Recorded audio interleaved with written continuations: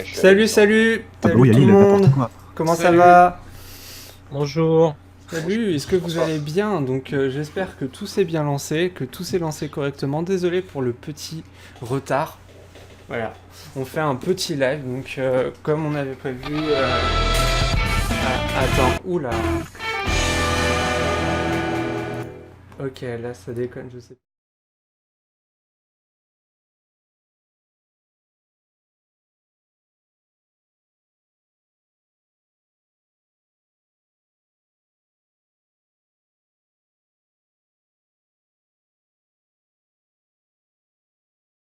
Manque de son. Voilà. Je parle avec de l'écho et tout, c'est génial. Le logiciel est un petit peu difficile à prendre en main. Mais bon.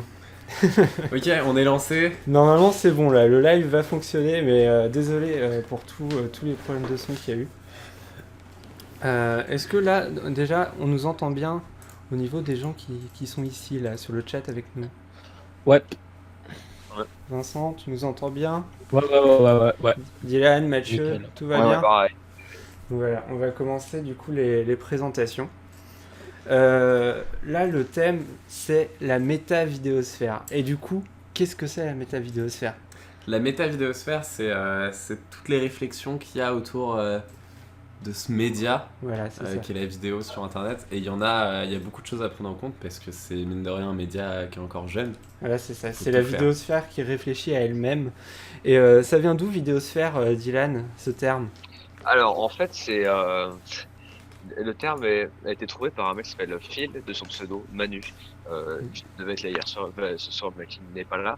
Et en fait, c'est simplement, ça vient de, par exemple, tout ce qu'il y a eu avec Radiosphère, la Sallasphère, par exemple, la Sallasphère pour les salles MP3.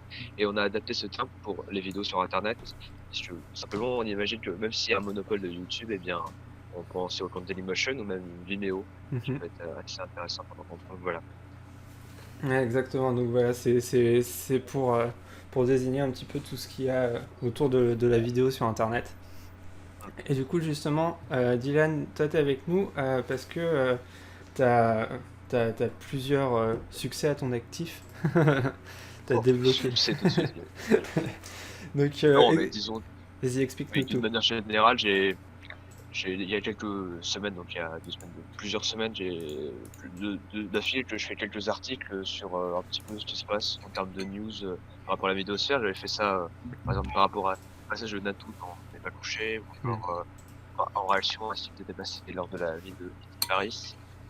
Mention, il y a eu beaucoup de youtubeurs, justement, et pas personnes très jeunes, particulièrement des gens de YouTube. Et globalement, moi, j'essaie de faire des articles qui soient un peu, un peu tenus, un peu réfléchis. Bon, je sais pas exactement si on peut appeler ça des succès ou je ne sais quoi, mais en tout cas, j'essaie de proposer ça aux gens, puis on voit un peu ce que ça donne, quoi. Ouais, t'as fait un super article qui a quand même été pas mal partagé, c'est pour ça que je parle de succès. Ok. Euh, donc, dans ton dernier article, c'est comme ça qu'on t'a découvert et c'est assez cool parce que t'as plein de projets autour de ça et vraiment, c'est super. De toute façon, on va revenir là-dessus pendant tout le live, il n'y a pas de souci. Donc, on a Mathieu aussi qui est avec nous, que tu connais pas mal. Mathieu, présente-toi un petit peu. Bah voilà, je m'appelle Mathieu. Alors je suis la vidéosphère depuis pratiquement, enfin voilà, depuis plusieurs années vraiment.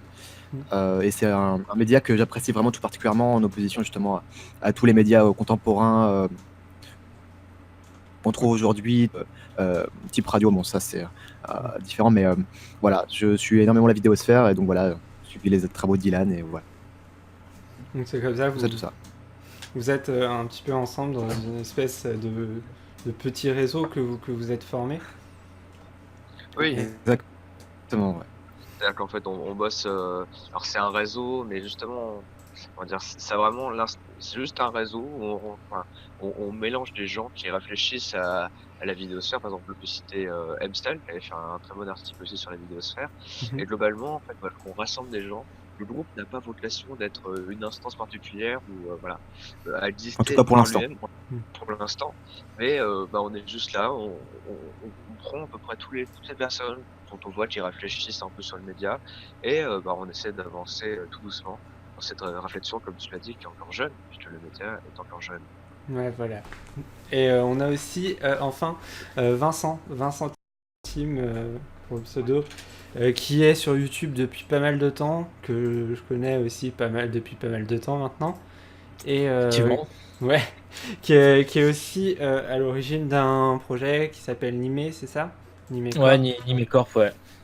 Donc voilà, est-ce que tu peux nous en dire un peu plus? Ouais, bon bah, oui, je fais partie donc du coup d'une association que j'ai récemment créée avec une bande d'amis qui s'appelle donc Nimecorp. Cette association a pour but d'aider des gens à petite échelle ou même des gens à moyenne échelle ou même à grande échelle, mais avant tout à petite échelle, de développer leurs vidéos, de les aider, de leur dire des choses qui sont pas forcément évidentes et pas pour autant qu'ils aient faire des études ou qu'ils aient à se dire voilà je vais devoir suivre plein de tutos, tout ça, vraiment y aller directement en pratique avec des gens qui ont besoin d'aide. Et bon, pour l'instant, la plupart sont des amis, la plupart des gens qui veulent participer à ce projet sont des amis.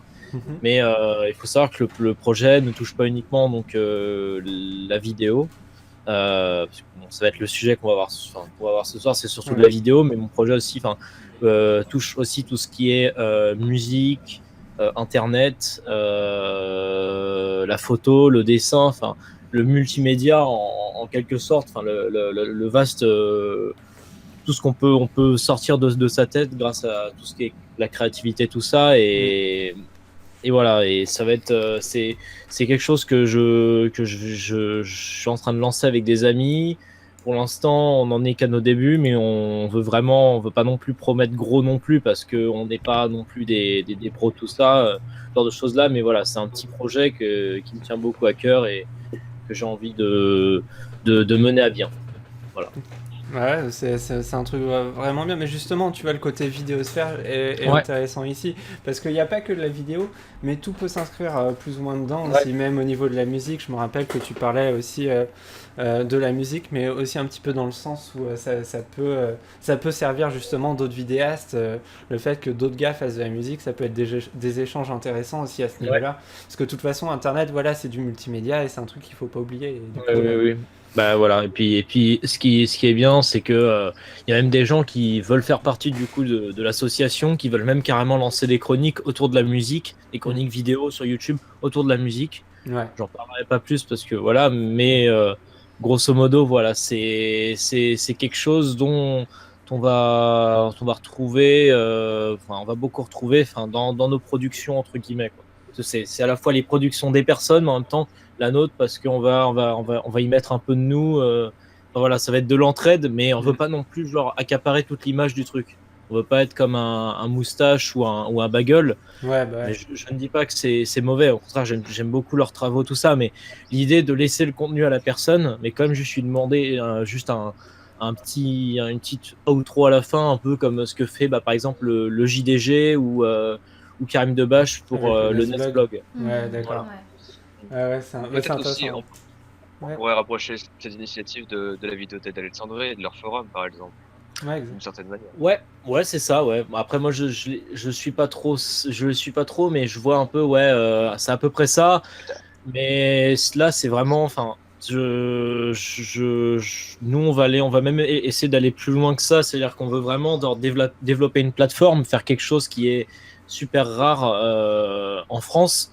C'est d'à la fois être une boîte de prod, à la fois être un label musical, à la fois être un éditeur. Je sais que, on vise beaucoup haut, mais on veut vraiment pas se décevoir et essayer de tenter une expérience et tenter un projet important.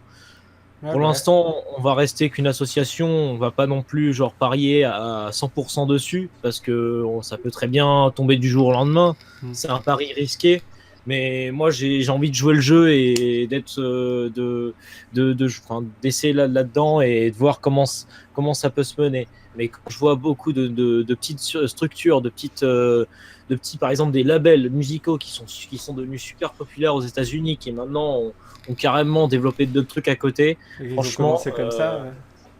Il y en a, ils n'ont pas commencé via Internet, ils ont commencé via du bouche à oreille, mais au final, Ouais. Internet, c'est du bouche à oreille. Donc, ouais, en quelque sorte, c'est vrai. Mais du coup, en plus, on est à combien au niveau de la moyenne d'âge, juste par curiosité?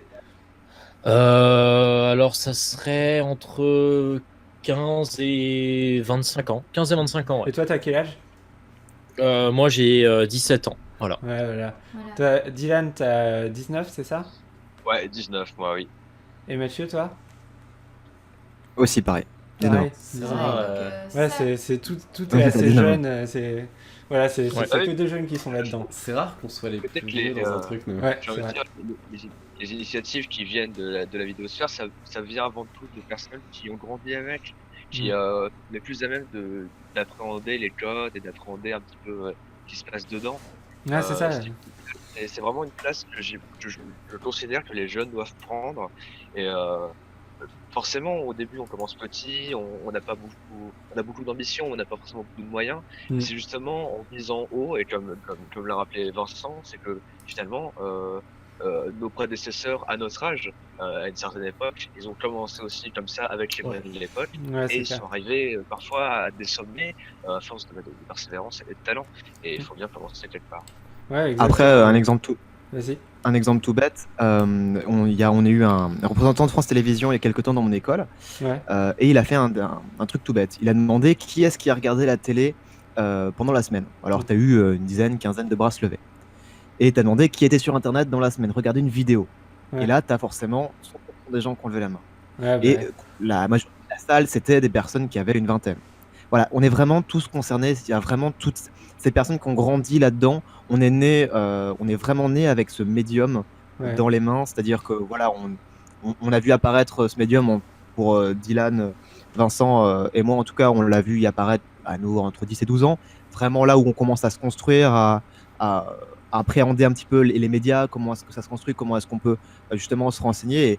Et ça montre que voilà, la sphère la plus importante aujourd'hui, ça fait partie de la vidéosphère et la jeunesse qui contribue justement à cette vidéosphère. Ouais, je suis d'accord. Et puis, C'est qui va construire même, qui va lui donner ses codes et tout ça, parce qu'on en a bien besoin quand même. Ouais. C'est- puis d'une Bah, moi, je certaine tenais. manière, oui. Non, vas-y, parce que je vais enchaîner sur un long truc. Vas-y, donc, vas-y. et d'une En fait, Attends, vas-y, Dylan. vas-y. je sais pas. C'est un peu confus encore. Mais oui, j'ai juste envie de dire que la vidéosphère, ça reste le médium aujourd'hui qui est à la fois le moins théorisé, mais aussi le plus malléable. C'est-à-dire que si on est à la télévision ou à la radio, j'ai une instance qui est déjà formée, qui est déjà efficace. Mm.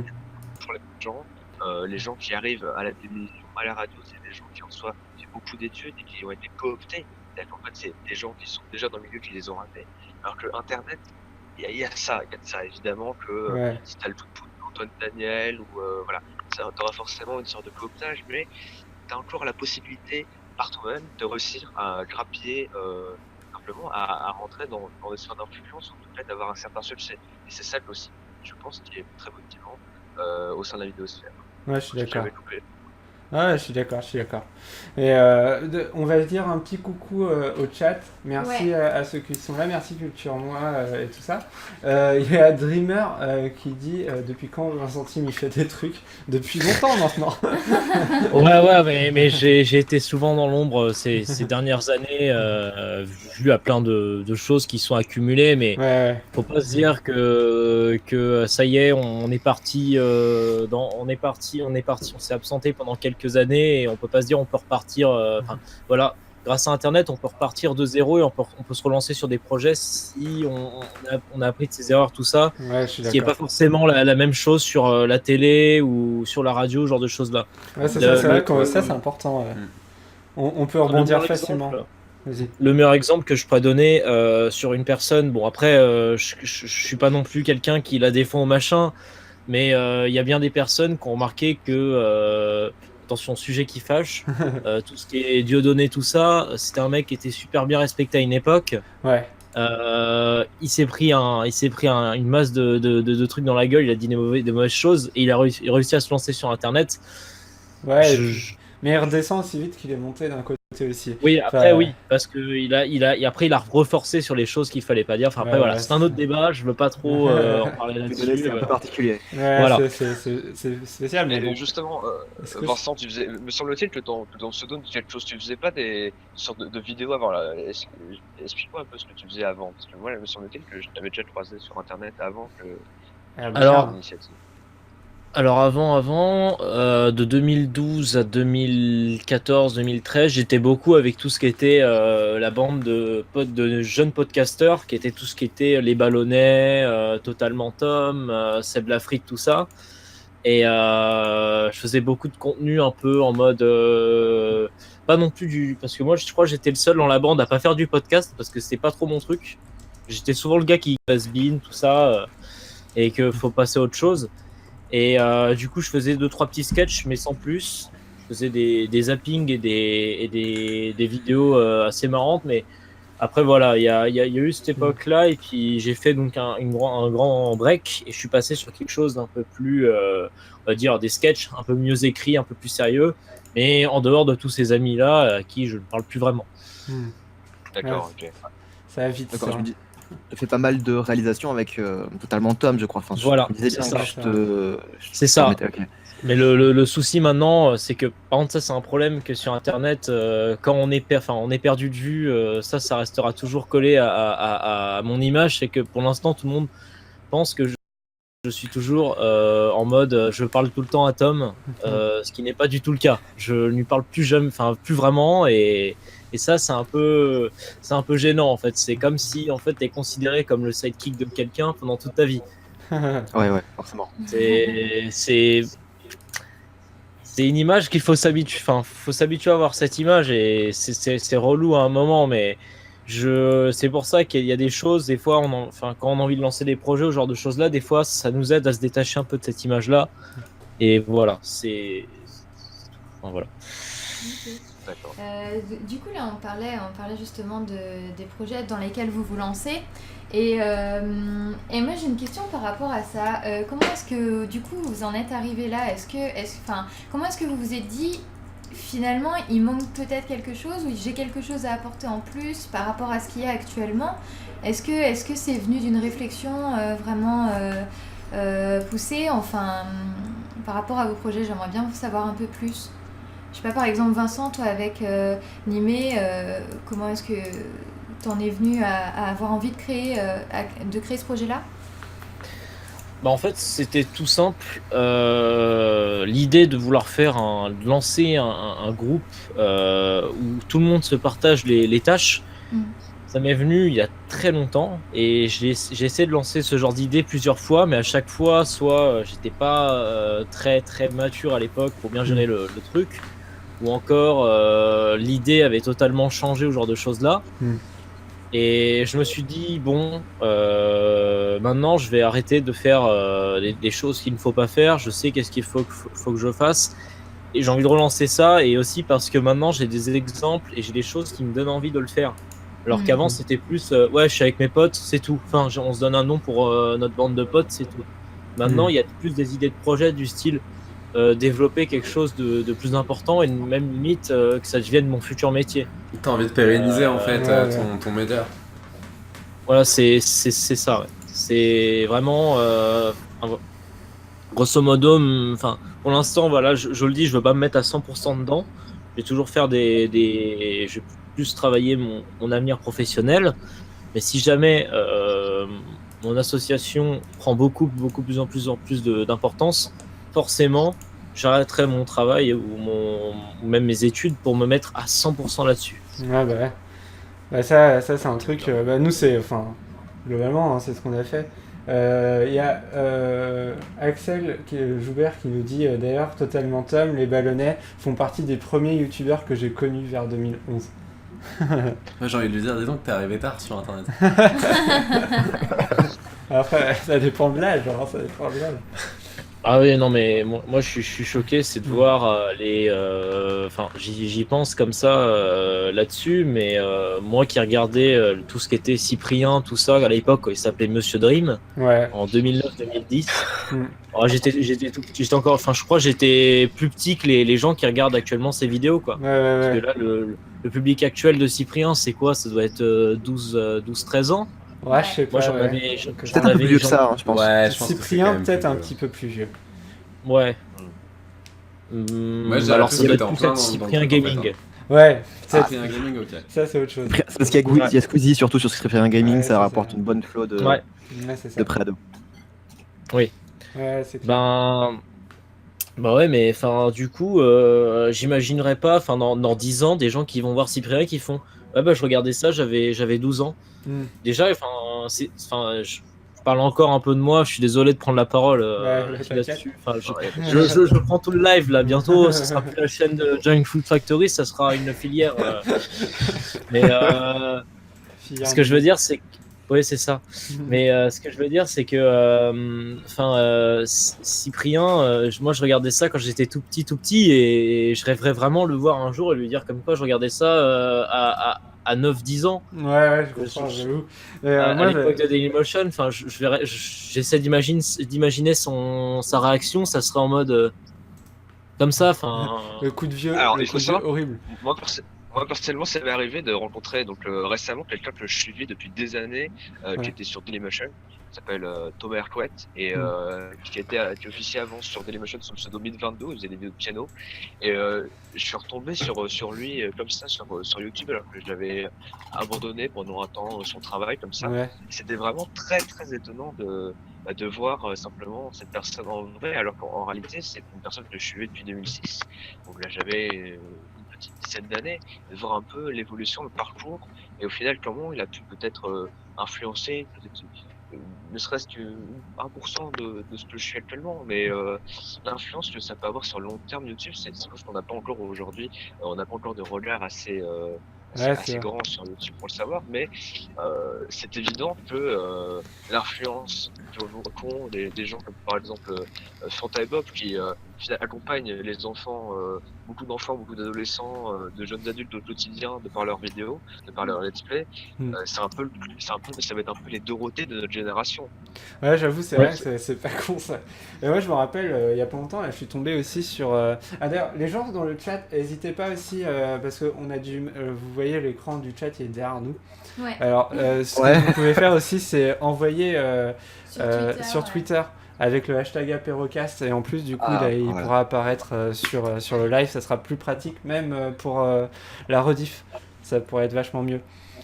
Donc, ouais, moi je me rappelle à ce propos-là, il y a pas longtemps, je suis retombé sur un mec qui s'appelle Max le Fou.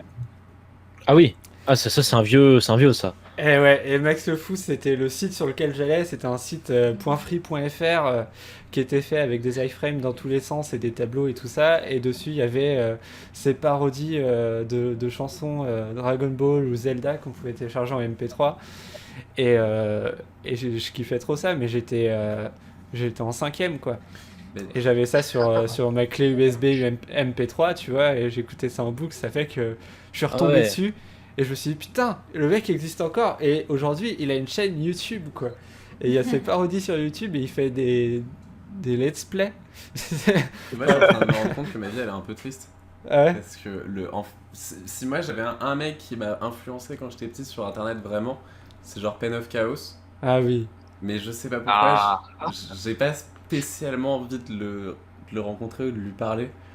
Ouais, Pourtant, j'ai Ouais, j'aimerais bien, franchement. j'ai vraiment Et adoré son boulot. Et En ce vrai, qu'il je fait, l'ai mais, croisé, hein, Pen of Chaos. Ouais, mais je sais pas, il a pas ce truc-là qui Ouais, fait c'est que... vrai, c'est pas pareil. Même si je le croise en convention, je me dirais, tiens, il y a Pen of Chaos, mais j'aurais pas spécialement un truc particulier à lui dire. Ouais, je suis d'accord. C'est peut-être parce que lui, il était plus dans l'audio, il était plus dans les fiction audio, du coup, il y a moins ce rapport visuel qu'on peut avoir avec Cyprien ou même avec Ouais. tous les autres vidéastes. Mm. Mais Dove Chaos, il interprète des personnages en plus dans Ouais, mais il y a Ouais, eu c'est les ça. bouquins après, il y a eu les BD, et puis il y avait Oui, c'est vrai. tous les lives en vidéo où il faisait les chansons paillardes, ou Ouais, c'est vrai. mine de rien, tu vois, il y avait quand même le mec, on voit qui sait depuis longtemps. Ouais, mais... Je voudrais Oui, c'est vrai. Ouais, vas-y. un peu rebondir sur ce que disait Dylan tout à l'heure. On serait la génération Dorothée de l'internet. Ouais. Je voudrais nuancer un peu en fait en disant que on est beaucoup plus sur internet que l'étaient les enfants à l'époque quand ils regardaient Dorothée. C'est-à-dire que Dorothée ça passait le matin entre 8h30 et 9h, alors qu'aujourd'hui on est connecté sur internet de 8h à 8h de lendemain matin. On est vraiment connecté vraiment tout le temps à l'affût de n'importe quelle vidéo qui nous intéresse.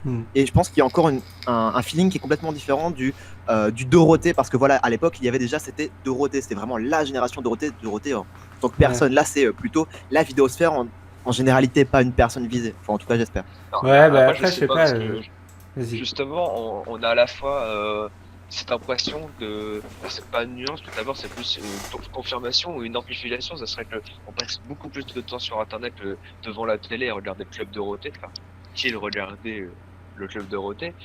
Et le fait est que, pour le coup, on répartit notre temps de visionnage de vidéos entre plusieurs personnes et au final, on a plein de Dorothées. C'est vrai qu'on n'a pas qu'une seule personne, on n'a pas qu'une seule personne qu'on va porter en idole, quelque chose comme ça. Et au final, tout se répartit d'une manière assez générale et on va toujours avoir une appréciation particulière pour un vidéaste. Ouais, on va toujours avoir notre petit chouchou d'une certaine manière à l'intérieur. On va pouvoir regarder des vidéos d'autres personnes. Moi, je sais, par exemple, pour prendre mon exemple personnel, parce que je connais à peu près mes goûts en termes de vidéos, j'aime beaucoup les vidéos de vulgarisation scientifique, mais j'aurai toujours un amour particulier pour ce que fait Patrick Beau. Parce que voilà, on a tous notre petit chouchou, et c'est plus cette personne-là qu'on va particulièrement apprécier à revoir, à rencontrer. Alors, j'ai peur qu'on ait aussi nos cordis à nous. C'est-à-dire que des anciens youtubeurs qui finissent à moitié clodo.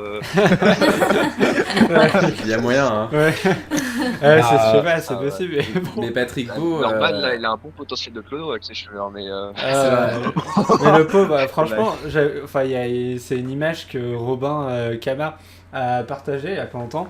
Où on voit la différence entre Norman.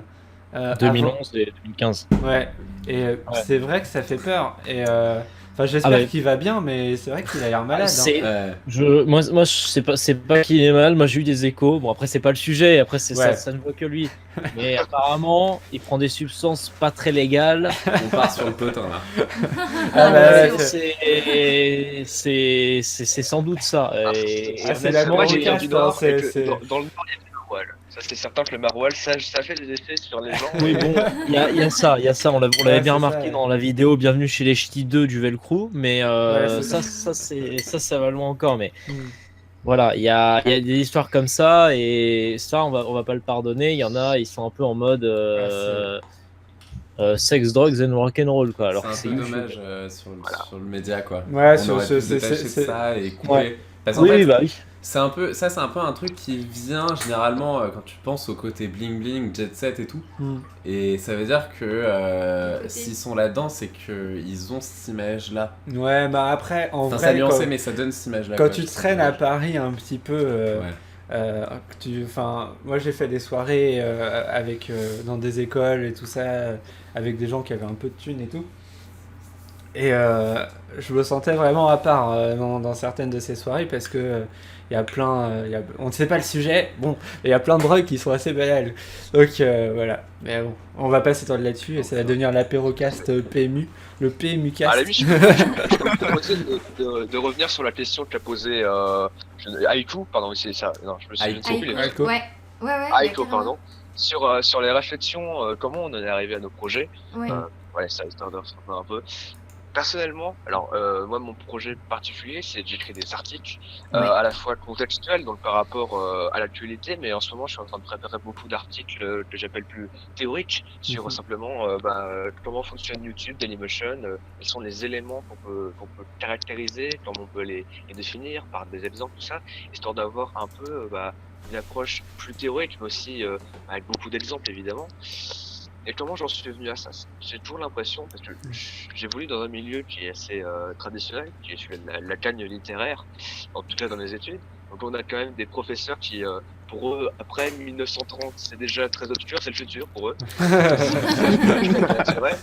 Alors quand on leur parle d'Internet, c'est très compliqué, et on se rend compte en fait que dans le milieu des intellectuels ou même dans le milieu des gens qui réfléchissent de manière générale, même pas forcément au milieu des universitaires, mais un cran en dessous, Internet reste et YouTube reste un sujet qui est sous-traité, dont on ne parle pas du tout, et qui pourtant est fantastique puisque ça représente pour moi un média qui est novateur, qui est démocratique en fait. C'est la première fois dans l'histoire. Vu qu'il est novateur, c'est normal qu'on n'y ait pas encore. Enfin voilà, faut imaginer que le média a même pas 10 ans, on va globaliser à 10 ans.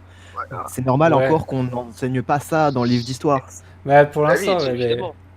Et du coup, la réflexion que je me suis faite à moi est très simple, c'est que je me dis, s'il n'y a rien, et je pense qu'on est les plus à même, non, c'est clair. et ceux qui ont grandi avec, de réfléchir là-dessus, pas forcément de le faire extrêmement bien, de le faire parfois avec des erreurs, c'est toujours perfectible d'une certaine manière. C'est vrai que quand on a 19 ans, on ne peut pas mener une réflexion digne d'un intellectuel qui a 10 ans, 20 ans plus tout. Après, Se permettre ensuite, par nos connaissances, de réussir un petit peu à déjà avoir une première approche et ensuite surtout d'avoir une approche qui est beaucoup plus, je dirais, facile d'accès d'une certaine manière. Parce que le problème qu'on peut avoir aussi avec beaucoup d'intellectuels de nos jours, c'est qu'ils sont pas faciles d'accès. On comprend pas forcément ce qu'ils disent, ils utilisent parfois des mots qui sont compliqués, qui sont rebutants, on rend la connaissance rebutante. Et le fait d'apporter une vision plus jeune, une vision un peu plus moderne à la théorisation de sujets qui touchent beaucoup plus les gens, je trouve ça aussi fondamental dans le rapport qu'on a aux connaissances de manière générale. Donc voilà, c'était un peu ma réflexion par rapport à ça, c'est, je veux dire, pour moi, on est les personnes qui devons apporter cette pierre à l'édifice. Les acteurs, il faut prendre en considération cela. Juste 2 secondes. Alors, un petit point sur le chat. Il y en a qui disent qu'il y a un bruit de fond agaçant. En fait, je pense c'est quand tu bouges et que tu parles à ton micro. C'est des écouteurs qui tapent sur toi. J'essaie de faire attention, c'est vrai, je suis dans une situation qui est, en termes d'audio, très précaire. Ouais, je comprends, mais y a pas de souci, c'est juste pour prévenir. Après, on a bardé des petits pros et moi j'ai juste un micro-casque de je ne sais pas quoi. Alors, donc oui, on a quoi sur le chat Alors sinon, on a bienvenue à tous les nouveaux, hein, Ferrero Rocher, Eternally, voilà. Et sinon, on a The Dark One qui nous disait par rapport à... Moi j'ai vu en tout cas qu'on nous demandait c'était quoi la méta-vidéosphère. Donc la méta-vidéosphère, c'est la vidéosphère qui parle, qui réfléchit sur elle-même, quoi. Donc voilà, en gros c'est ça. Alors, Vidéosphère-ception. Voilà, c'est ça. C'est ça, c'est le bon mot en fait. Vidéosphère-ception. Le message de The Dark One, quand on parlait des cordiers tout à l'heure, qui nous dit « Avec le renouveau continuel d'Internet, ça paraît moins possible sur cette plateforme qu'avec la TV. » Oui, c'est vrai, c'est vrai que il y a quand même moins de chance. En fait, on va se lasser plus facilement de ceux qui nous paraissent c'est vrai, démodés, entre guillemets, quoi. Voilà. C'est le but de la vidéosphère, c'est d'avoir plein de contenu et de choisir absolument ce que tu veux. Ouais, c'est ça. Exactement. Après, on nous dit qu'il y en a un qui a Epicagne. Epicagne, ouais. Epicagne, c'est vrai. Epicagne. Epicagne, pauvre con, tout à fait, magnifique. C'est ça. Génial. Donc voilà. Et on vous le rappelle, hein, pour ceux qui viennent d'arriver, n'hésitez pas à lâcher vos messages sur le Twitter, même MMMob qui dit qu'il boycotte Twitter. Ouais. Et ben, tu boycotteras pas pendant l'apérocast. Voilà, c'est ça. Et puis, nous, on va revenir aussi du coup sur ce qu'on fait. Ouais. Du coup, on l'a pas fait et peut-être qu'il y a des gens qui connaissent pas, je sais pas. Donc, on est la Junk Food Factory à 3 là. Et en gros, on est en train de faire justement une chaîne internet. On est en train de construire une chaîne internet, donc vous pouvez aller voir, il y a la définition de chaîne internet sur junkfoodfactory.com. Donc, et en gros, le concept, c'est d'arriver à créer et à mettre en place donc, tout ce qui est réflexion, etc., autour de la vidéo sur internet. D'encadrer un petit peu ce média-là. Pareil, on a écrit un article qui ressemble à une espèce d'une étiquette, donc on va dire des conventions, comment on peut dire ça exactement ? Une convention de vidéaste, on va dire. C'est des commandements. Le serment, voilà. C'est un peu. Voilà, l'idée c'est donc c'est comme l'étiquette, du coup c'est un truc qui existait qui existe toujours en fait. C'est un petit peu les règles à respecter pour que tout se passe bien sur internet entre les utilisateurs. Pour une bonne conversation et de bons échanges sur le web. Et donc ça c'est un truc que les gens ont un peu oublié, qui avait été fait il y a longtemps. Et nous on s'est dit que c'est assez drôle à faire en fait. Ouais, voilà, c'est ça. De faire ça aussi pour la vidéo, parce que mine de rien il y a énormément de choses qui vont pas dans les pratiques des vidéastes Et du coup, on a essayé de réfléchir un peu de notre côté à voir. C'est ce la qu'il faut pas déontologie des vidéastes. faire. Ouais, c'est ça. Voilà, c'est ça. Donc Déontologie en des 15 règles, c'est un truc tout bête, mais en gros, on a des réflexions un petit peu comme ça. Ouais. Et à côté de ça, on pense aussi que pour ce média-là, il manque des outils. Et du coup, on les développe. Et c'est à ça que va servir notre site, en fait. À proposer de nouveaux outils pour le public et pour les vidéastes. Et voilà, comme ça, c'est quelque chose d'assez concret aussi, en plus de la réflexion, quand on essaye aussi de réfléchir à des trucs, voilà, des outils techno, quoi, de la nouvelle techno, des nouveaux trucs. Parce qu'en fait, le problème aussi, c'est que, mine de rien, le média, il est peut-être pas assez exploité. On est sur Internet, on fait de la vidéo, mais on fait peut-être juste de la vidéo et pas de la vidéo pour le web. Et là-dessus, bon, on pense qu'il y a encore des choses à faire, quoi. Parce que par exemple, YouTube, c'est ce qu'on se dit, c'est que la techno qu'il y a derrière YouTube a pas tellement changé en réalité. Le design a changé, ce genre de choses-là, mais la techno, c'est toujours la même. Et il y a peut-être des réflexions à avoir de ce côté-là. Donc nous, on s'occupe de ça. Donc voilà. Et on fait une espèce d'alternative aussi au network, parce qu'il y a d'autres gens, des vidéastes qui font des choses avec nous. Ça va commencer dans pas longtemps. Donc voilà. Donc, d'ailleurs, s'il y a des gens par contre on va recommuniquer là-dessus, mais s'il y a des gens qui nous suivaient déjà, on a des émissions sur notre chaîne YouTube. Une émission de ciné, une émission de cosplay et une émission où je parle de jouets. Mais ça va être en pause pour un certain temps, pour se concentrer justement aux apérocasts et permettre à des gens de venir exposer leur point de vue sur divers sujets autour de la vidéo sur Internet et d'Internet de manière générale. Et du coup, on va se concentrer là-dessus, faire des lives hebdomadaires. Donc tous les avec des côtés de ça qui déchirent. Ouais. Ouais, puis on pense qu'il y a un moment, il faut prendre les choses en main. Enfin, c'est un peu ce qu'on montre tous ensemble, c'est-à-dire de faire de notre mieux avec ce qu'on a actuellement. On a Internet pour s'exprimer et du coup, autant faire en sorte qu'on le fasse de manière cool et bien, autant pour les vidéastes que pour le public. Donc voilà, on essaye de s'y atteler à notre niveau. Et puis c'est à nous de le faire en réalité. Si on veut que ce soit un média qui nous ressemble au maximum, c'est à nous de se lancer à l'heure actuelle. D'une certaine manière, on a tendance régulièrement à se plaindre de l'image que donnent les médias traditionnels de Internet. Ouais. Au final, c'est au final l'histoire de Bruce d'y penser, c'est que le mec, il voit qu'il y a des carences en termes de vidéos sur YouTube, il se plaint qu'il n'y a pas ces vidéos de silence en français. Ce qu'il fait, c'est qu'il prend sa caméra, il prend ses connaissances et il y va, il fonce. Et peu à peu, avec le temps, il s'améliore. Au final, pour moi, c'est vraiment le parcours de chacun sur Internet en tant que vidéaste, que ce soit en tant que producteur, en tant que network indépendant, en tant que personne qui écrit des articles ou en tant que personne qui fait des vidéos, tout simplement, c'est à un moment donné refuser le constat et devenir soi-même acteur des choses pour enfin avoir l'Internet qu'on voudrait avoir. Ouais, c'est ça. Ouais, je suis d'accord. Après, il y a un truc génial avec Internet, c'est que voilà, je disais tout à l'heure, on choisit un petit peu ce qu'on veut, et l'idée c'est que quand on trouve pas, faut le créer. Ouais. Je pense que c'est comme ça qu'il faut partir, c'est-à-dire qu'on recherche quelque chose, on tombe pas dessus, on se dit qu'il y a un manque, il y a quelque chose qu'on pourrait apporter déjà à soi et puis ensuite aux autres, parce que je pense que les vidéos d'abord c'est bien de les faire pour soi, pour un plaisir personnel, de vouloir partager. Il y a justement Bruce Dipensé qui a fait un super TED Talk là-dessus sur le partage. Donc ouais, je vous invite à aller voir, c'est un TEDx Talk super sympa. Alors ça s'appelle Ideas, les idées, valent le coup, spreading, d'être partagé, Ideas, worth spreading. Je fais la traduction parce que je sais que j'ai un accent anglais de merde, donc je sais pas pourquoi pour des vidéos, c'est vraiment juste parce que je n'ai aucune confiance en mon accent. Donc Ideas, worth spreading, voilà, tout à fait, dans ma franchise la plus totale. Mathieu. J'avais terminé, alors ça va. D'accord. On nous demande que pensez-vous du format Way or Die, qui est complètement fait pour le web, avec une vraie interaction dans la vidéo. Moi, je connais pas ce terme-là. Moi non plus. À vrai dire.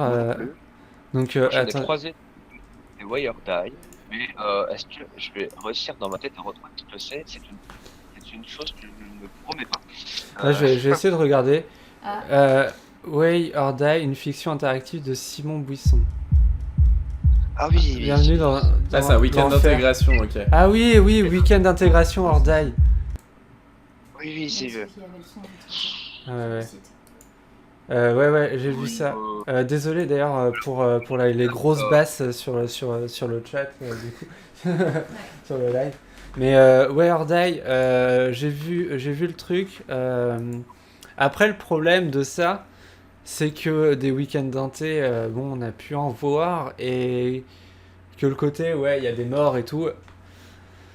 Ouais, enfin, c'est un truc de prévention, encore une fois, une fiction de prévention, je sais pas trop. J'ai pas regardé, à vrai dire, mais c'est vrai que ça m'enchante pas plus que ça comme idée.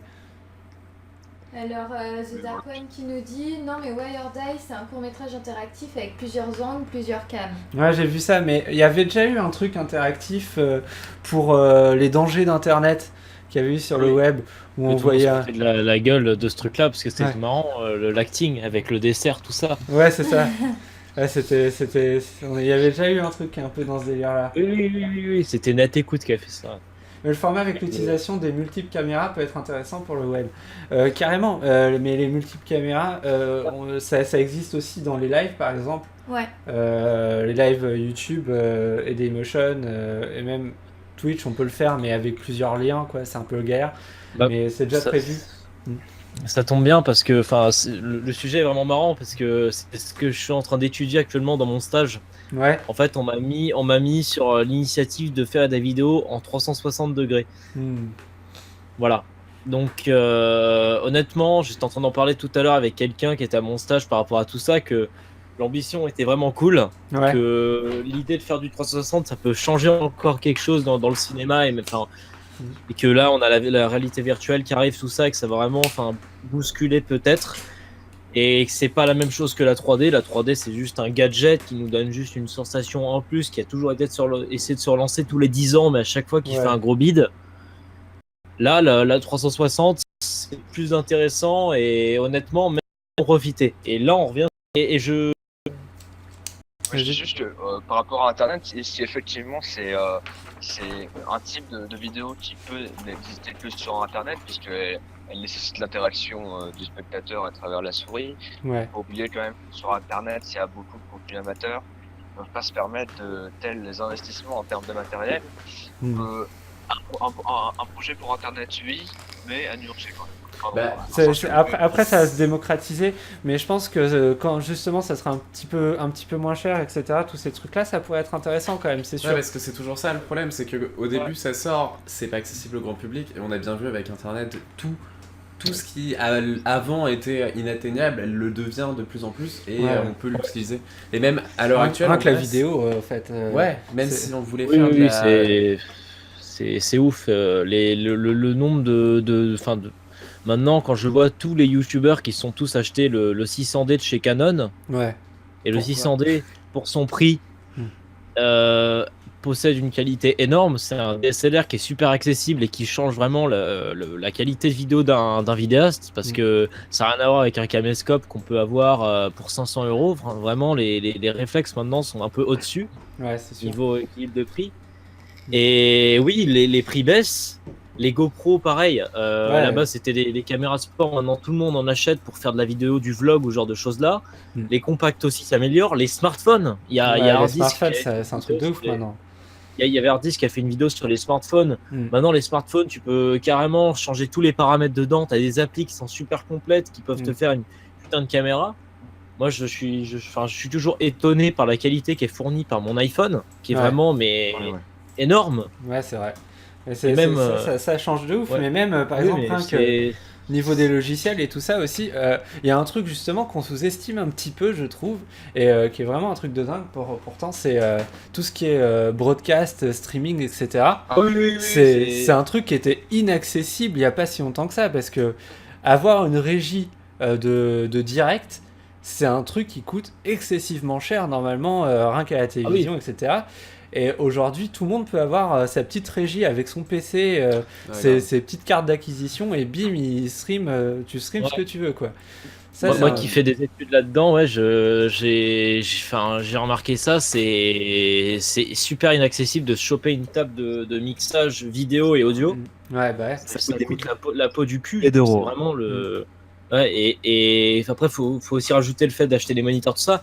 Maintenant, grâce à tout ce qui est OBS, qui est gratuit, qui est libre, on peut streamer sur des plateformes qui sont gratuites, on paye pas d'abonnement, ce genre de choses-là. Ouais. Enfin, comme YouTube. D'ailleurs, c'est même si Twitch dépend un peu moins de la pub, contrairement à YouTube qui dépend à mort de la pub. Ouais. Twitch, Hitbox et d'autres services de streaming qui permettent gratuitement de streamer avec un ordinateur. Bon, faut quand même avoir une machine puissante. C'est quand même énorme et c'est choquant. Mais là, ça développe un truc, quoi. Et je vous laisse enchaîner, après j'ai autre chose à dire.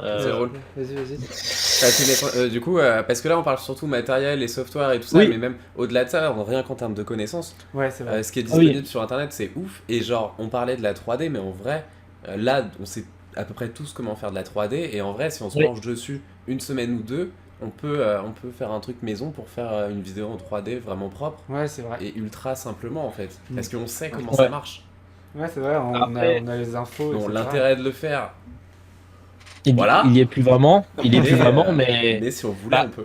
Faut quand même se rappeler qu'à une époque, il y avait bien eu Norman et Cyprien qui s'étaient fait sponsoriser par LG pour un téléphone qui filmait en 3D. Donc, si la 3D aurait pas bidé là-dessus, je pense que LG aurait continué dans cette voie-là de faire des téléphones portables qui filmaient de mieux en mieux en 3D. Ouais, mais c'était la 3D rouge et bleu, c'était pas. Ouais, voilà. C'est pas. J'ai encore la paire de lunettes YouTube d'ailleurs. Voilà. La petite paire qu'ils offraient, je l'ai toujours. Au niveau des connaissances, ce qui est intéressant, c'est que justement, grâce à Internet, grâce aux foultitudes de tutoriels, etc., chacun est libre aussi de faire son propre parcours d'apprentissage simplement, qui n'était pas disponible avant. Encore une fois, on a tendance à voir les dernières années qui sont passées très vite et en même temps qui nous reste beaucoup dans la tête, mais il y a 10 ans, le site du zéro existait à peine, voilà. Et du coup, quand on cherchait à avoir des connaissanses sur tel ou tel logiciel de montage, un tant soit peu qu'on parle un très peu anglais, c'était quasiment possible de comprendre, de vider quelque chose d'After Effects, par exemple. Ouais, aujourd'hui, si tu commences à chercher, si tu cherches ne serait-ce que 2 secondes, tu tapes tutoriel After Effects avec ce que tu veux faire dedans, t'as 500 vidéos dans toutes les langues qui t'expliquent comment le faire, quoi. Et c'est ça qui est dingue, c'est qu'aujourd'hui, on donne les outils à la fois techniques, on l'a rappelé tout à l'heure, mais aussi de connaissances, pour que tout à chacun, avec un tant soit peu d'huile de coude quand même apprendre comment ça fonctionne le montage, etc., puisse nous sortir, s'il a envie d'avoir, en fait simplement ses propres vidéos. Ouais, c'est vrai. Je pense qu'on peut même aller plus loin. Je pense qu'on peut même dire qu'avant, on devait aller chercher la connaissance, et aujourd'hui, c'est presque la connaissance qui vient toute seule à nous, elle est là. Et je veux dire, la connaissance, on la voit partout, on va sur n'importe quelle chose, on va être redirigé plus ou moins vers n'importe quoi qui est plus ou moins culturel, plus ou moins intéressant, mais la culture, elle est là, elle est beaucoup plus présente aujourd'hui qu'elle l'était il y a 20 ans. C'est vrai. On n'est plus enfermé dans nos domaines de spécificité. On a tous une palette de compétences en fait qui devient de plus en plus large. Oui. Et ce qui est bien, c'est que après, souvent, du coup, quand on crée des groupes ou des structures ou des networks, tout ça, finalement, c'est des compétences, du savoir-faire et tout ça qui s'assemblent et qui rend quelque chose d'assez gros et d'assez bien foutu. Ouais. C'est comme ça, par exemple, que vous, Junk Food Factory, c'est assez propre. Enfin, on voit bien qu'il y a un travail qui est vraiment présent derrière. Et que, voilà, c'est travailler de ouf et voilà quoi. Mais non, mais c'est le moment de le dire en même temps. D'un côté, c'est vrai que c'est tout appris pour le coup, tu vois. On a tout appris via Internet, quoi. Moi, j'ai commencé, j'étais plus petit, mais j'apprenais tout sur le web, quoi. C'est clair. Et puis, pareil. Enfin, toi, t'es arrivé. T'as tout appris sur Internet, on a tous fonctionné comme ça, quoi. Mais par contre, justement, vis-à-vis de ça, en fait, Arthur, lui, il a commencé, il était tout gamin, tout petit. Moi, pas du tout. En fait, genre, toi, je sais pas d'où c'est venu l'impulsion, mais moi, j'ai une impulsion extérieure qui est Arthur, en fait, à la base. Et Internet, mine de rien, t'as accès à plein de choses, mais faut quand même l'impulsion de base qui fait que tu vas vouloir. Moi, je me rappelle de pourquoi j'ai eu envie de faire des vidéos et tout ça. En fait, c'est à avant qu'Internet soit ultra accessible, en fait, moi je regardais déjà des vidéos via des sites avec. Je téléchargeais des vidéos sur le Real Player. Ah oui. Donc voilà, à l'ancienne. Mais je pouvais pas le faire de trop parce que je cramais la connexion Internet, ce qui coûtait très très cher. Et du coup, j'achetais des magazines. Il y avait des magazines style Otaku, Mag et des trucs comme ça. Et dedans, il y avait des courts-métrages amateurs. Et notamment ceux de la team Une case en moins, avec Davy Mourier et Ah compagnie. la vache. Et du coup, moi, c'est Une case en moins qui m'a donné vraiment envie de faire des fictions amateurs, quoi. C'est, Ah oui. parce Là, que, là, oui, là, ça remonte à longtemps, là, ouais, ouais, effectivement. ouais. Même moi qui était pas là, j'ai souvent entendu parler d'une case en moins, comme ça, c'était vraiment les vieux bails de l'internet, mais Bah moi, Une case en moins, la première fois que je les ai vus en convention, ils vendaient des cassettes. c'est Donc chaud. voilà, c'est pour dire. C'est vrai que c'est chaud, quoi. J'ai l'impression que c'était il y a 50 ans. Ouais, je me rappelle encore de leurs trucs et tout, et franchement, moi c'est ça, et j'ai commencé, j'avais 12 ans, et on a fait un court-métrage qui s'appelait Vie virtuelle, c'est encore sur internet, si vous voulez aller checker. Mine de rien, c'était il y a combien de temps? J'étais, je sais pas, j'avais 12 ans, j'en ai 24, c'était il y a 12 ans. C'était il y a 12 ans. Franchement, non mais aujourd'hui ça peut paraître ultra simple et ultra con, mais à l'époque, Ouais, franchement, aujourd'hui on tombe sur des trucs qui valent vraiment pas mieux avec tous les outils qu'il y a. Et du coup, Vie virtuelle c'était vraiment bien. ah, on le rebalancera peut-être Non mais un jour. honnêtement, enfin c'est Ouais. con, mais honnêtement c'est le cas. En tout cas, on s'était bien amusé. Mais ouais, du coup, je voulais rebondir avant qu'on fasse la pause. On va quand même rentrer dans le sujet. Non, on en a parlé et tout, mais on va y aller un petit peu plus. C'est ce qu'on va savoir, c'est pourquoi réfléchir autour de la vidéo sur Internet. Genre, à quoi ça sert Ça, c'est une question qu'on pense qui serait intéressante. Ouais. Parce que nous, on pense déjà qu'il y a une des pistes, ça serait parce que les gens savent pas comment ça marche en vrai. Les gens regardent, mais les gens savent pas comment ça fonctionne. Ils savent pas ce qui se passe derrière, etc. Mais en fait, il y a un côté aussi masse. Enfin, Ouais. c'est-à-dire qu'aujourd'hui, tout le monde regarde des vidéos sur Internet. Et bon, bah, tout le monde n'a pas forcément les connaissances sur comment ça se fait derrière, comment c'est organisé et tout ça. Donc, je sais pas ce que vous en pensez. Alors, pour moi, franchement, pour moi, il y a deux types de réflexions qu'on peut mener sur YouTube qui sont intéressants. Ce que vous évoquez donc là, c'est-à-dire l'arrière du décor, simplement, que quand on voit les vidéastes faire, en fait, on les voit rarement faire dans leur quotidien. On a parfois des making-of, des choses comme ça. Des bribes. Et très peu, au final, de choses qui nous expliquent ce qui rend, on va dire, le métier de vidéaste particulier. Ouais. Notamment le rapport au network, moi, c'est quelque chose qui me fascine encore aujourd'hui, c'est comment c'est arrivé, comment ça se passe, le ton, un network bien contacté, etc. Toutes ces questions-là, simplement le public se pose et dont on doit leur répondre, puisque j'ai l'impression que pour moi, Internet et YouTube, c'est un média, pour moi, qui est imprégné de culture geek. Alors, c'est pas forcément dire grand-chose, mais la culture geek, l'esprit geek, pour moi, c'est vraiment toujours chercher à comprendre pourquoi tout le temps. Et pour moi, il y a vraiment, je pense, cette curiosité naturelle des gens qui passent tout le temps avec les vidéastes par le biais des vidéos et essayer de comprendre simplement les ficelles du métier. Et la deuxième chose pour moi qui semble intéressant, un domaine de réflexion intéressant par rapport à YouTube, c'est vraiment les effets sociaux, les effets de masse du public. Ah, on t'entend de moins en moins, excuse-moi. On est en train de te perdre. Vas-y. Vas-y, vas-y, c'est bon. Et le deuxième effet, le deuxième sujet de réflexion pour moi semble intéressant au niveau de YouTube, c'est justement les effets de masse, les effets de personnes. Simplement, le public n'a pas forcément conscience de lui-même, n'a pas forcément conscience de l'impact qu'il peut avoir sur les vidéastes. On a pu parler, je sais pas, de la question de respect envers les vidéastes, les commentaires parfois négatifs qui minent le moral de certains vidéastes. Et de manière générale, ce rapport social qui est très intéressant aussi à étudier entre un individu derrière son écran et une personne qui est lambda, peut-être de plus en plus lambda, qui propose un contenu.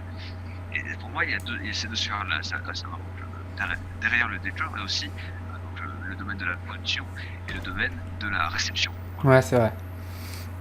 Et... Alors, je rajouterai un petit truc aussi à ça. Le domaine qui est intéressant aussi, c'est de pouvoir s'armer en fait contre les autres médias. Alors c'est un peu fort comme terme, mais quand on voit justement avec ce qui s'est passé sur On n'est pas couché avec justement Natou, je pense que ça prend tout son sens, et de se dire qu'on puisse justement défendre ce média dans lequel on vit, parce que il y a une espèce de guéguerre entre la télé et Internet, tout simplement parce que y a une histoire de thunes et que c'est beaucoup plus facile comme ça de se faire la guerre.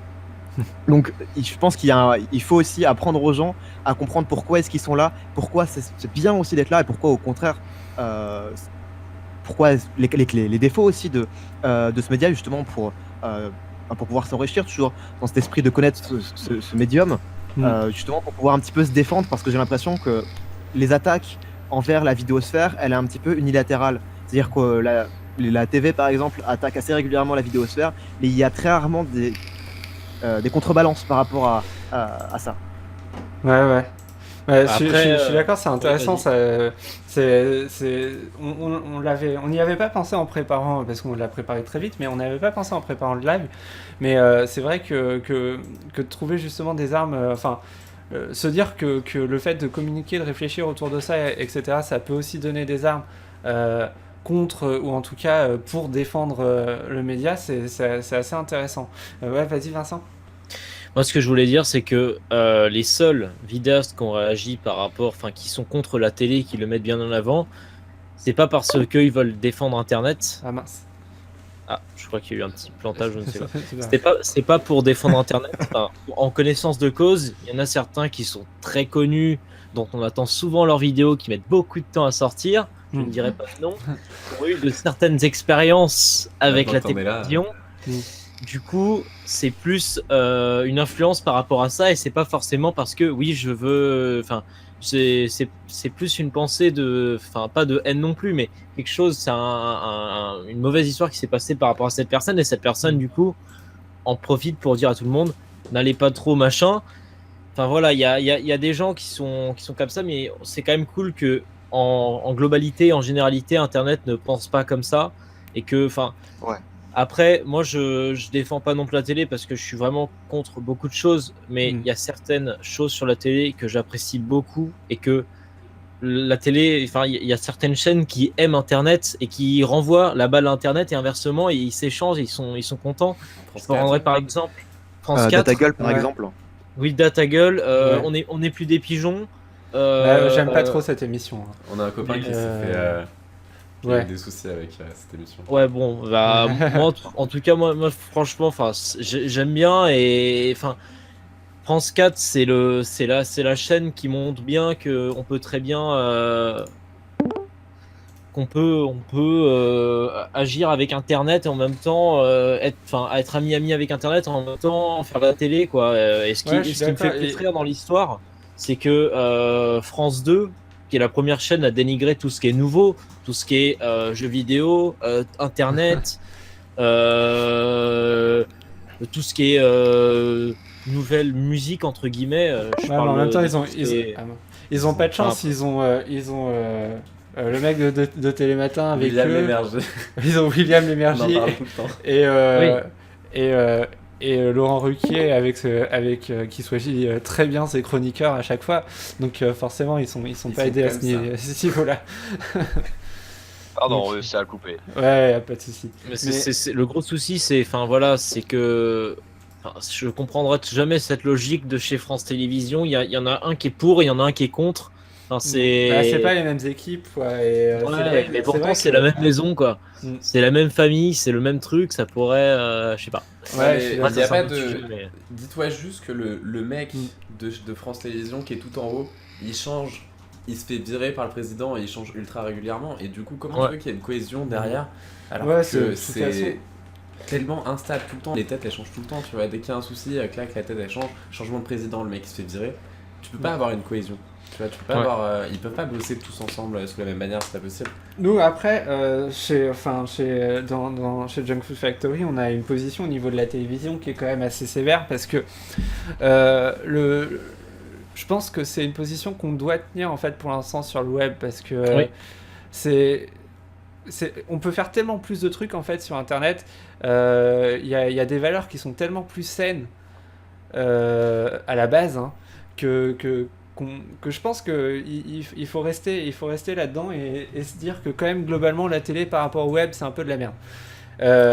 C'est ce qui permettrait de faire réaliser aux gens, c'est ce que je pense, qu'il y a plein de bonnes choses ici, quoi. La télé, en fait, le problème, c'est que tout le monde peut pas parler déjà. Que les sujets sont choisis. En fait, c'est gangréné, quoi. Et le web, ça ne l'est pas encore, et on peut encore faire plein de choses dessus. C'est gangréné par plein de problématiques qui sont des problématiques justement capitalistes, etc., qui sont pas encore ultra ancrées sur Internet. Ça commence à être le cas, mais il y a encore... c'est sauvable.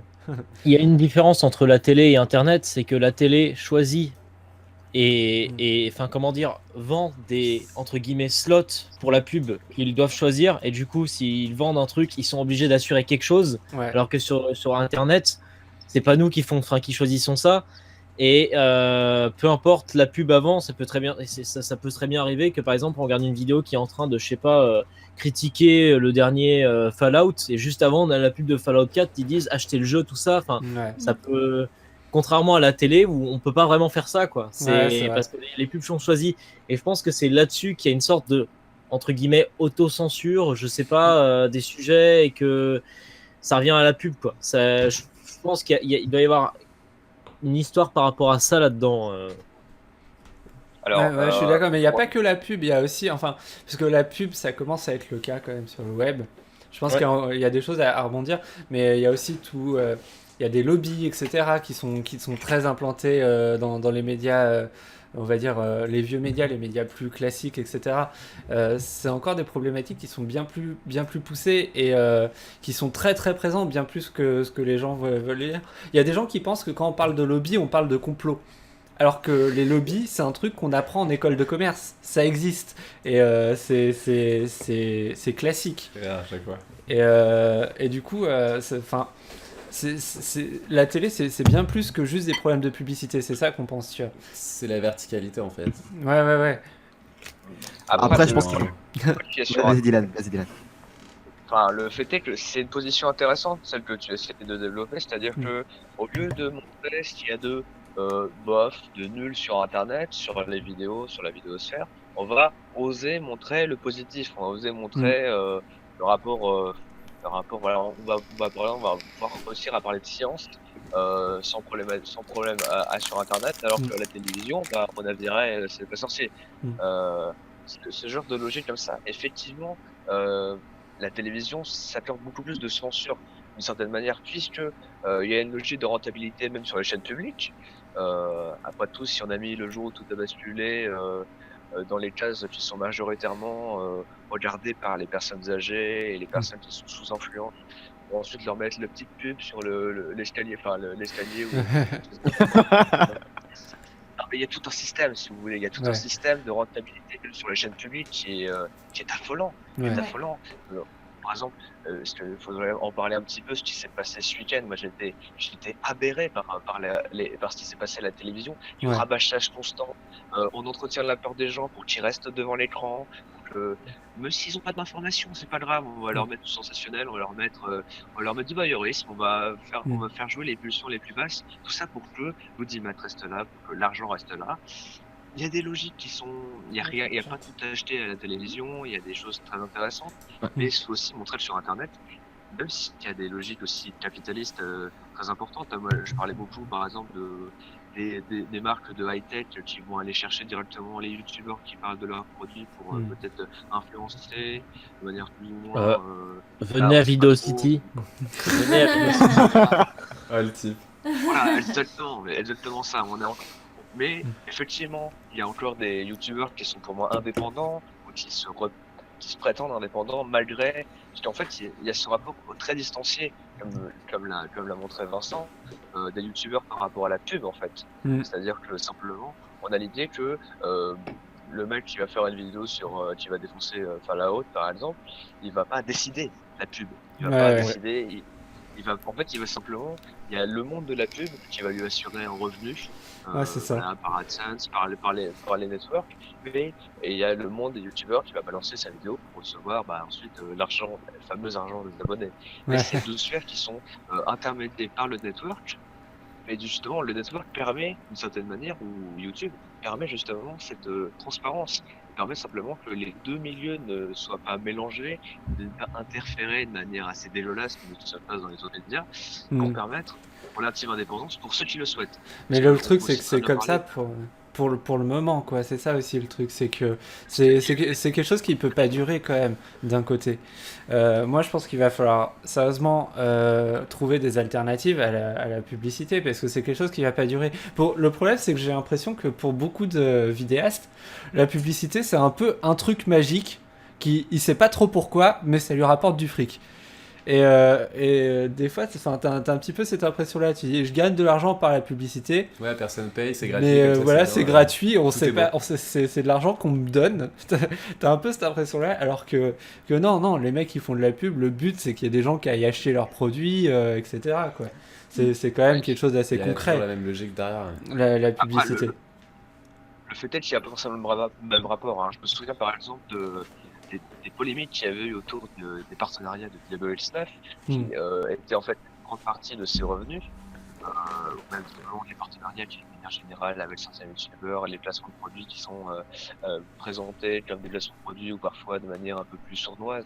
Enfin bref, tous ces débordements d'une certaine manière qui sont en deçà de la légalité. Il faut bien le rappeler que le placement de produit doit être signalé. Encore une fois, c'est des évidences qui ne sont pas toujours remarquées par tout le monde. Et le fait est que, effectivement, il y a ce rapport à la pub là qui est un rapport volontaire, je dirais, du youtubeur qui va accepter une proposition d'un éditeur, d'un offreur, voilà, et qui là va être une pub où le youtubeur va se sentir concerné.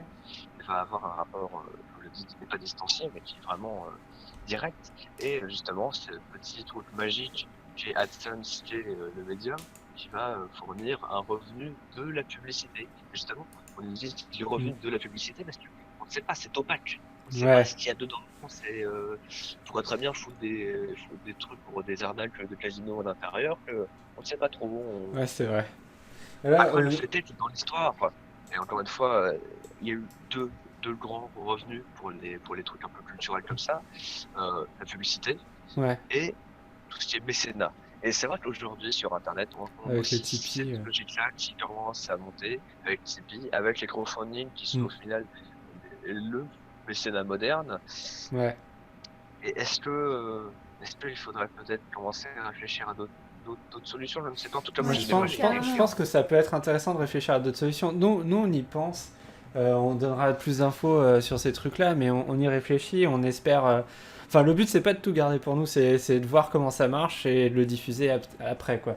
On nous dit, il y a Geek Library vite fait qui nous dit, comme le cas de Dr Nozman pour les matos de drone. Alors pour les matos de drone, je sais pas exactement comment ça s'est passé, parce que après je sais qu'il y a des gens, il y a quand même pas mal de youtubeurs qui font ça sans vraiment s'en rendre compte et qui acceptent par exemple d'organiser des concours gratuitement, juste en recevant un produit et de parler de la marque quand même, quoi. Donc pour Dr Nozman, j'avoue que je connais pas assez pour savoir exactement ce qui s'est passé, mais c'est vrai que ça aussi c'est des problèmes parce que les vidéastes sont pas assez au courant de ce genre de choses et ils se laissent avoir assez facilement. Donc pour Nozman, juste pour expliquer la situation, il reçoit des drones assez régulièrement en fait chez lui, donc il a une chaîne secondaire, Dr Nozman, et donc il fait un petit peu des vlogs sur ses drones, donc il fait pas un vrai descriptif, c'est-à-dire il va pas critiquer le produit, il va pas, disons qu'il va pas faire déballage,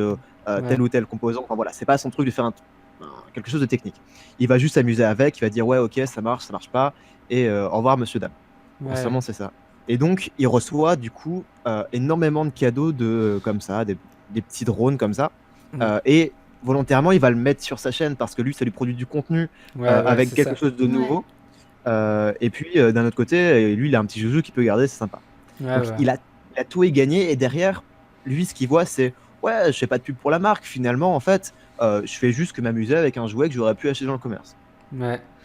Donc finalement avec le recul, on se dit que en vrai, c'est pas du tout ça. On voit facilement que le mec, il lui a envoyé volontairement et qu'il parle en bien ou en mal de sa marque, il va juste en parler et ça lui suffit déjà amplement. Ouais, c'est Donc, ça. je pense qu'il se fait déjà acheter, mais sans s'en rendre compte. Ouais, nous, puis on ça, a on eu. sait Pardon. Il y a en fait l'indépendance garantie de certains youtubeurs. En fait, on a toujours l'impression que quand une marque achète un youtubeur pour parler de ses produits, on a l'impression que c'est le gros chèque. Ouais. L'éditeur qui va donner un gros chèque aux journalistes de jeux vidéo pour Ça arrive, hein. mettre un Ça arrive aussi, hein. Ouais, ça arrive, mais non, globalement non. Hein. Quand même, les pots de vin, on est plus là. C'est beaucoup plus pernicieux en fait. Enfin, c'est-à-dire que Faut en parler avec Jules. Ça me fait- des youtubeurs. On va acheter simplement, on va leur faire des petits cadeaux, des choses comme ça. On va les mettre un peu le tournis pour parler de manière correcte des produits. Hein, c'est vrai que ça fait plaisir de recevoir un don. Et c'est vrai qu'on va avoir du mal à mal en parler si c'est de la bonne qualité. Et on va se dire, bon bah voilà. Ouais, c'est sûr, mais c'est. Sympathique, C'est pour ça que tu Après- vois qu'il faut aussi éduquer les gens hein, sur ce genre de questions-là. C'est que après, faut faire gaffe à pas non plus.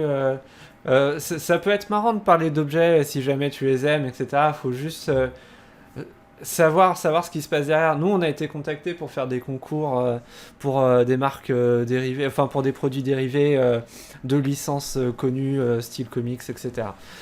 On l'a pas fait. Parce que pour nous il n'y avait aucun intérêt, parce qu'en gros ce qu'on nous demandait c'était ouais vous voulez bien organiser un concours, on vous envoie des t-shirts et vous faites gagner des trucs.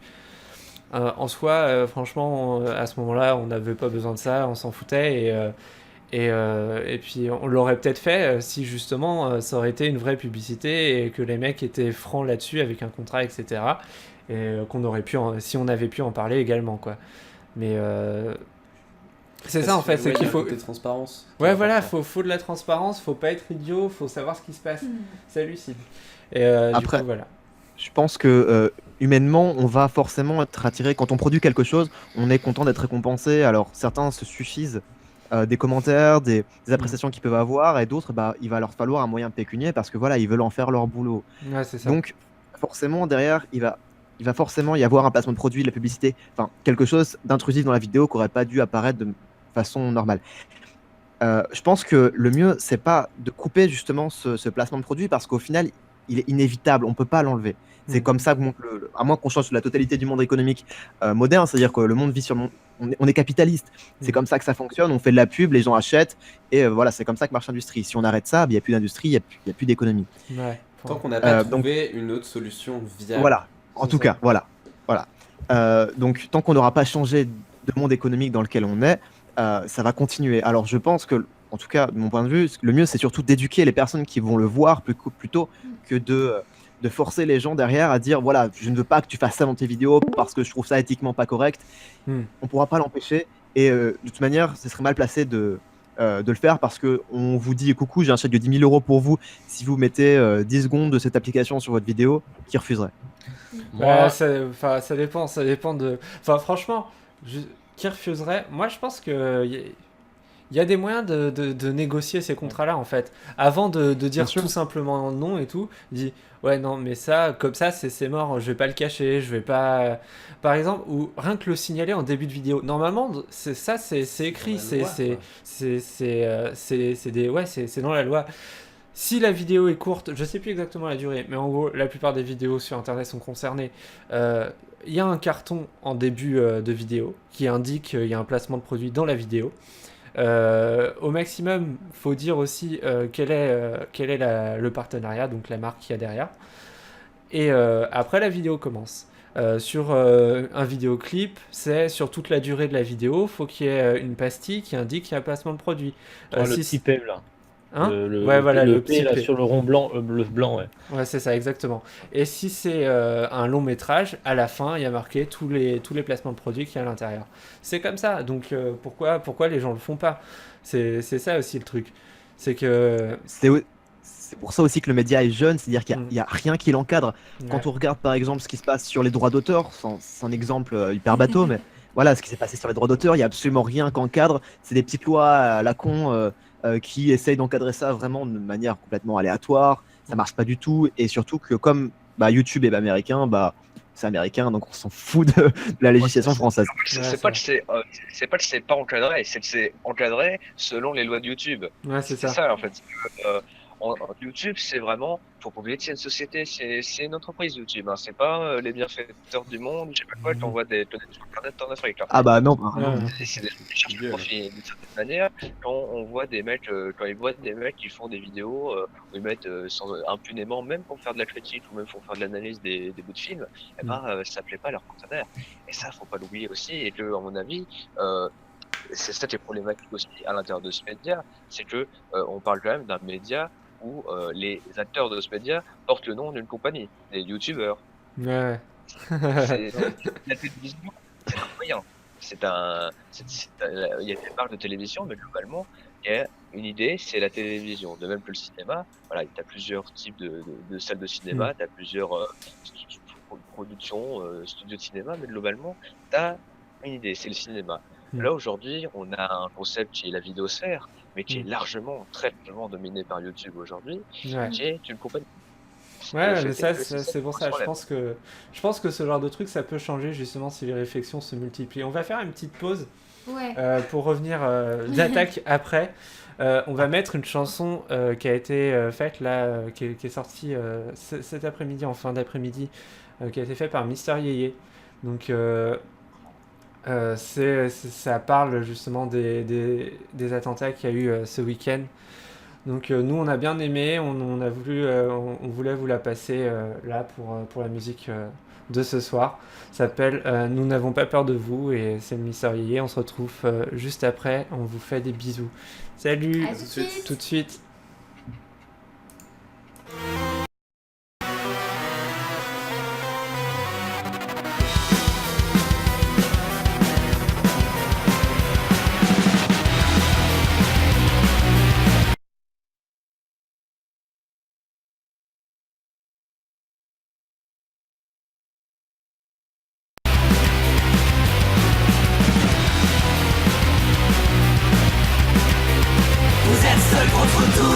Juste une poignée contre quelques milliards. Ce matin Paris tous, le souffle coupé, le sang sur les trottoirs. Vous êtes seuls contre tous. Vous avez le sang chaud et le nôtre s'est glacé. Mais vos cœurs sont froids comme l'air de novembre. Mais écoute-moi bien, n'avons pas peur de vous. N'avons pas peur de vous. Vous n'êtes rien, juste un grain de sable que l'on essuie. Un revers de la main, suffisant pour rougir nos yeux une nuit. Mais vous n'êtes rien, et crier les plus forts n'y changera rien. C'est toujours les idiots qui se taisent le moins. Alors ferme ta gueule 5 minutes ou à jamais. Écoute-moi bien, nous n'avons pas peur de vous. Nous n'avons pas peur de vous. Nous n'avons pas peur de vous. Nous n'avons pas peur de vous.